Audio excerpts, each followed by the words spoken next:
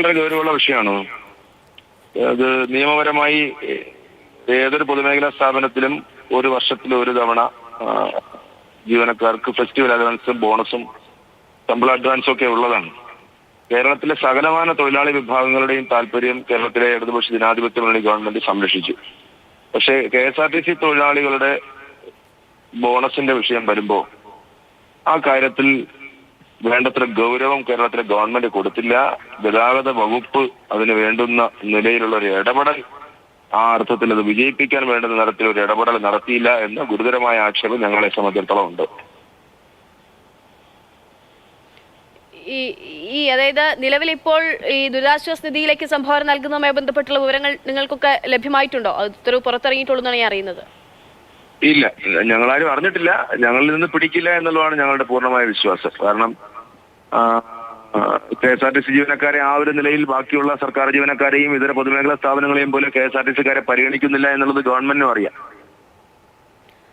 നിർബന്ധിതമായിട്ടുള്ള ഒരു പണപ്പിരിവല്ലെന്നാണല്ലോ മനസ്സിലാക്കുന്നത്. അത് സമ്മതപത്രം എഴുതി വാങ്ങുക എന്നുള്ളതല്ല. നിങ്ങൾക്ക് ഏതെങ്കിലും തരത്തിൽ നൽകാൻ താല്പര്യമുണ്ടെങ്കിൽ 5 ദിവസത്തെ ശമ്പളം എന്നുള്ളതാണെന്ന്, അങ്ങനെ നൽകൂ എന്നുള്ളതാണെന്ന് തോന്നുന്നു. ഇപ്പോൾ നൽകിയിട്ടുള്ള ഉത്തരവതാണ്.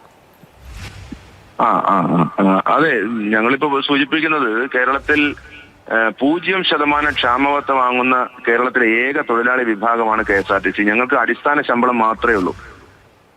ബേസിക് പേ മാത്രം വാങ്ങുന്ന ഒരു തൊഴിലാളി കേരളത്തിൽ KSRTCക്കാർ മാത്രമേ കാണൂ.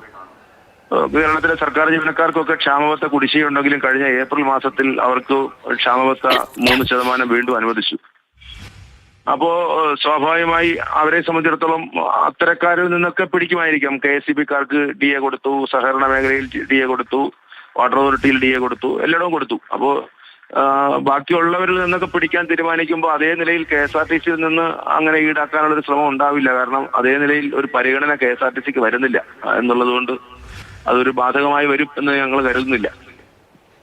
മറ്റൊരു കാര്യം ചോദിക്കാനുള്ളത്, ഈ KSRTCയെ ആകെ ശരിയാക്കാമെന്ന് പറഞ്ഞുകൊണ്ടാണല്ലോ ഗണേഷ് കുമാർ ഈ വകുപ്പ് ഏറ്റെടുക്കുന്നത്. എന്നിട്ട് എന്തെങ്കിലും ശരിയാകുന്നുണ്ടോ? അല്ല, അദ്ദേഹം ചുമതലയേറ്റിട്ട് 9 മാസമായി.